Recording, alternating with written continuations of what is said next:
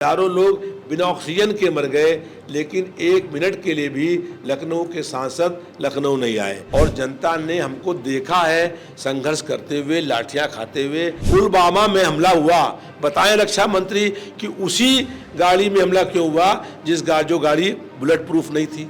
एक तरफ गरीब और मध्यम वर्ग के लोग खड़े हैं हम लोगों के साथ में, और एक तरफ पूंजीपति खड़े हैं भाजपा की सरकार के साथ में। नमस्कार, मैं आपके साथ विवेक राय। आप देख रहे हैं एबीपी लाइव।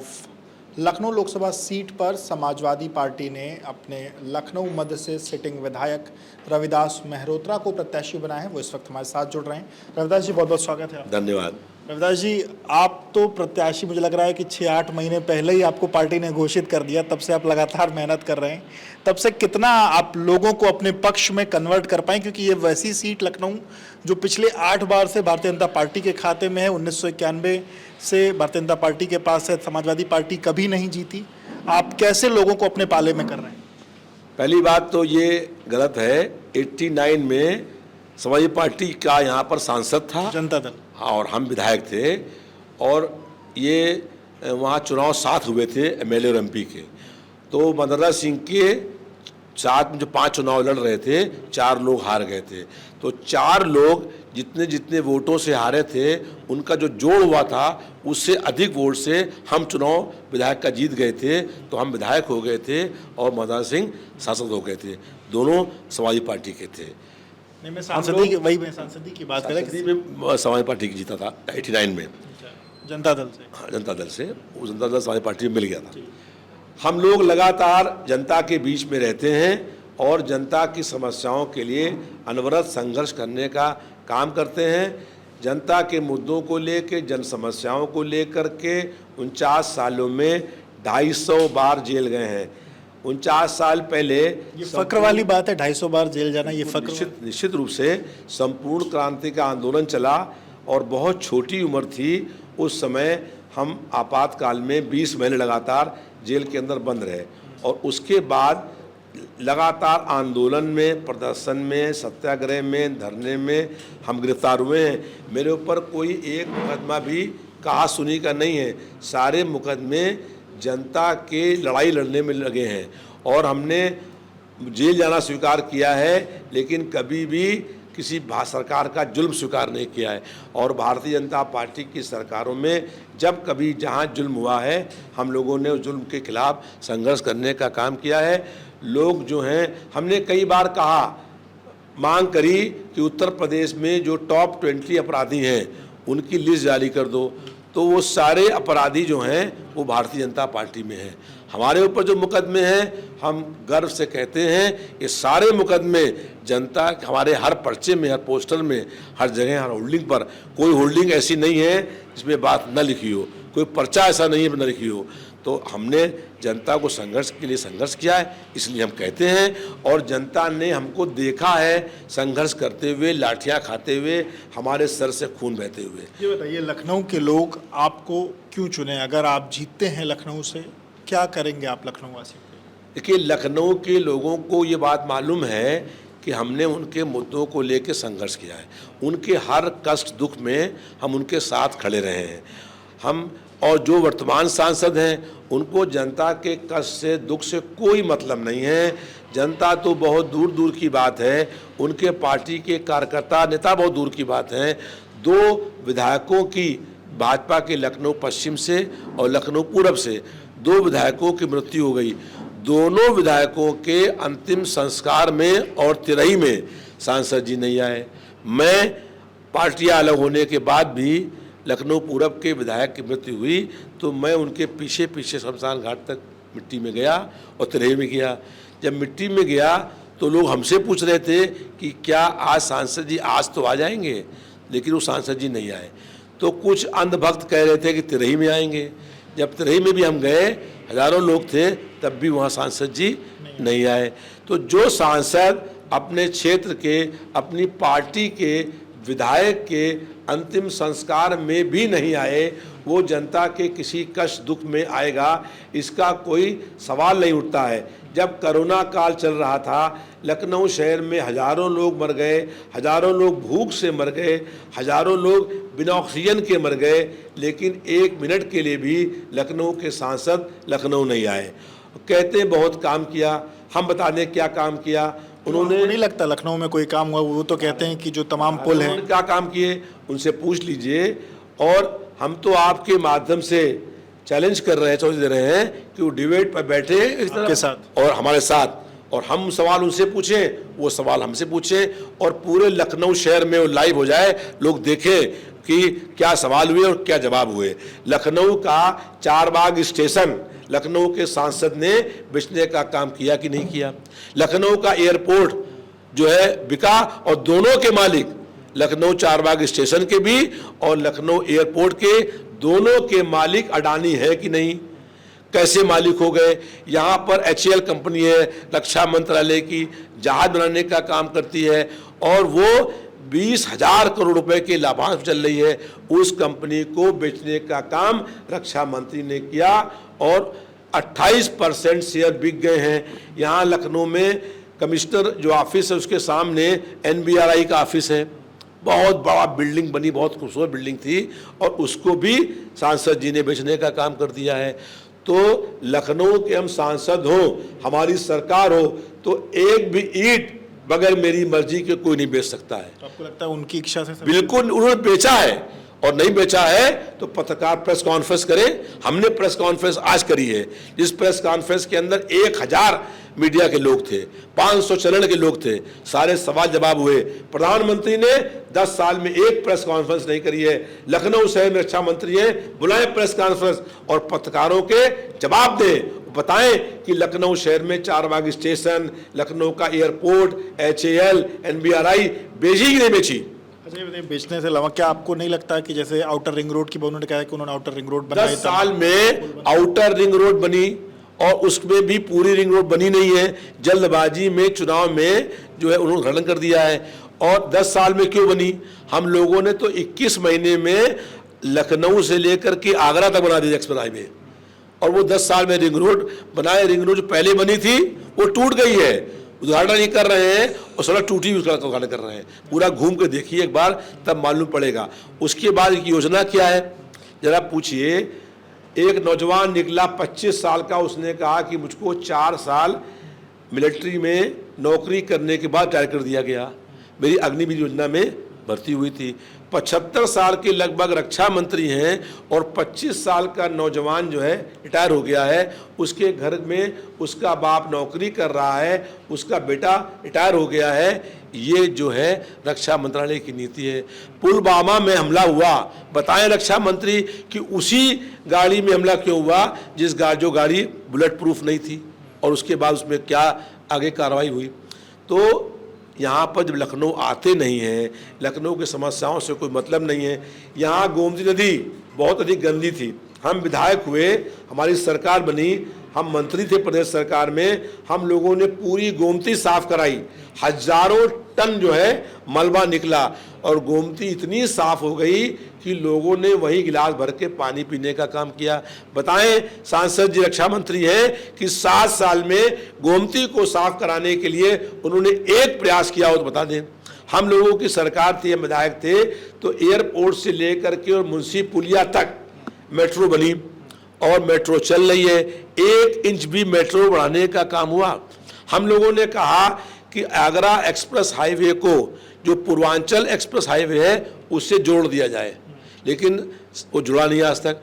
हमारी सरकार बनेगी तो 6 महीने के अंदर आगरा एक्सप्रेस हाईवे को पूर्वांचल एक्सप्रेस हाईवे से हम लोग जोड़ने का काम करेंगे। कौन सी सरकार? देश में इंडिया गठबंधन की केंद्र में सरकार बन रही है और इंडिया गठबंधन एनडीए को हरा रहा है, जिस एनडीए का फुल फॉर्म है नक्सली दंगाई अलायंस।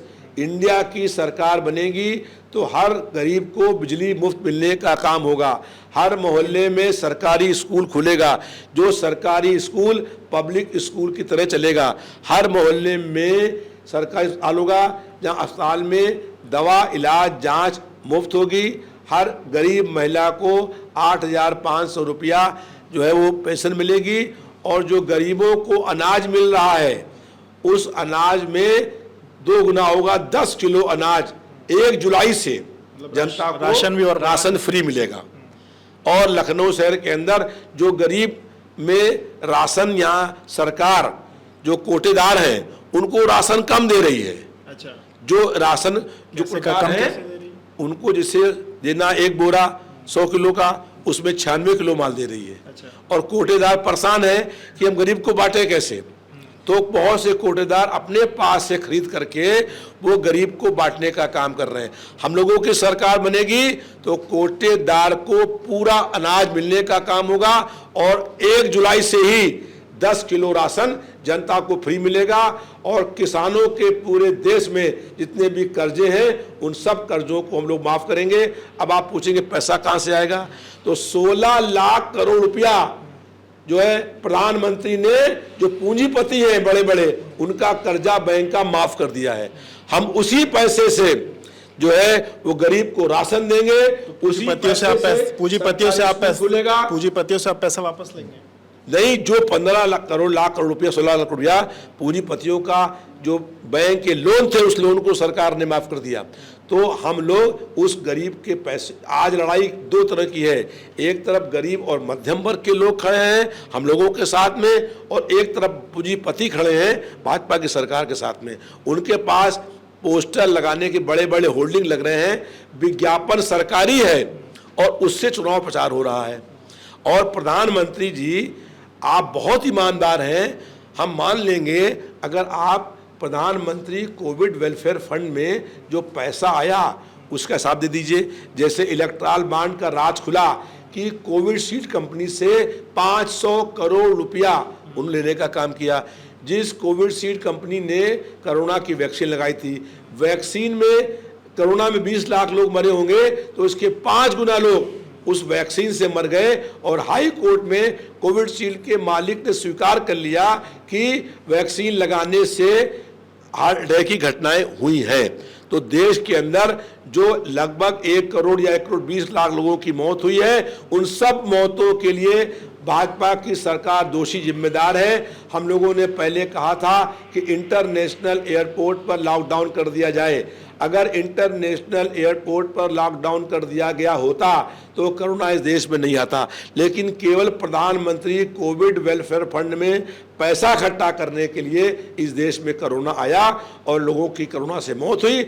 और कोरोना ये इश्यूज जब आप लोगों के बीच में लेकर के जा रहे हैं तो लोग आपकी बातों को समझ रहे हैं? बहुत समझ रहे हैं। और वो कह रहे हैं कि कोरोना में जिन लोगों की मौत हुई है उस हर एक मौत का हिसाब 20 मई को करेंगे।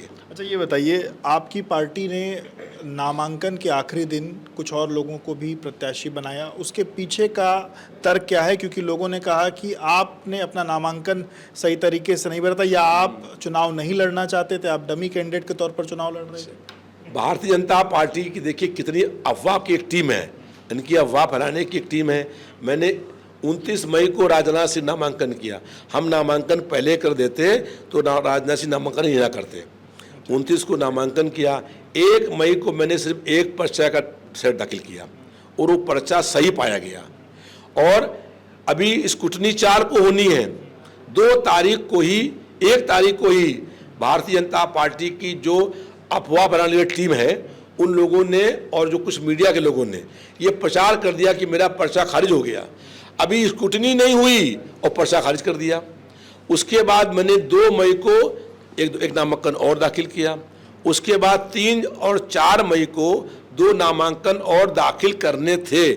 उसी में अखबार में हो गया कि इनका नामांकन अवैध है। अब बताइए, स्क्रूटनी हुई नहीं और क्यों? क्योंकि भारतीय जनता पार्टी बौखला के डर गई थी और वो षड्यंत्र कर रही थी कैसे इनका नामांकन खारिज करा दिया जाए। और 3 तारीख को फिर 2 नामांकन दाखिल किए हमने। तीनों नामांकन सेट सही पाए गए। तो इतनी कस की अफवाह फैला दी गई कि मतलब आप पूरी तरीके से सही थे, भाजपा ने अफवाह फैले। हमारा नामांकन सही हुआ ना, चुनाव लड़ रहे हैं ना और भाजपा को हरा रहे हैं ना, लाखों वोट से हराएंगे, थोड़े वोट से नहीं। वो कह रहे हैं वो तो 5 लाख से जीतने वाले, 5 लाख से उनकी हार होगी। ये 5 जून को मालूम पड़ेगा। अच्छा, बताइए चुनौती कौन है, राजनाथ सिंह या सरवर मलिक? नहीं, लड़ाई राजनाथ सिंह से, वो तो भारतीय जनता पार्टी का बी टीम के लोग हैं, वो दोनों लड़ रहे हैं आपस में इस बात के लिए कि दोनों में किसकी जमानत बचेगी। हम चुनाव जीत ही गए, लड़ाई भाजपा और बसपा अपनी भाजपा की लड़ाई हो रही है, दोनों में कौन पार्टी अपनी जमानत बचा पाए, क्योंकि 5 लाख वोट से भरा देंगे तो जमानत एक ही बचेगी।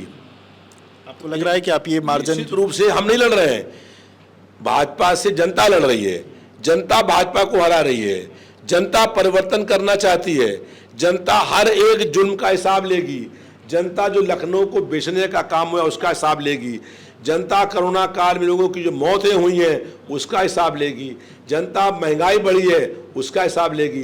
नौजवान ये बताइए कि उनको नौकरी के नाम पर ठगने का काम हुआ है, नौकरी निकाली गई और उसके बाद भारतीय जनता पार्टी ने के विधायकों ने, नेताओं ने 2-2 लाख में पर्चे बेचे और परीक्षाएं निरस्त हो गई, नौकरी किसी को नहीं मिली, नौकरी उनके पास थी नहीं, नौकरी देनी नहीं थी, 30 लाख पद खाली पड़े हैं, केंद्र सरकार में क्यों नहीं भर दिए।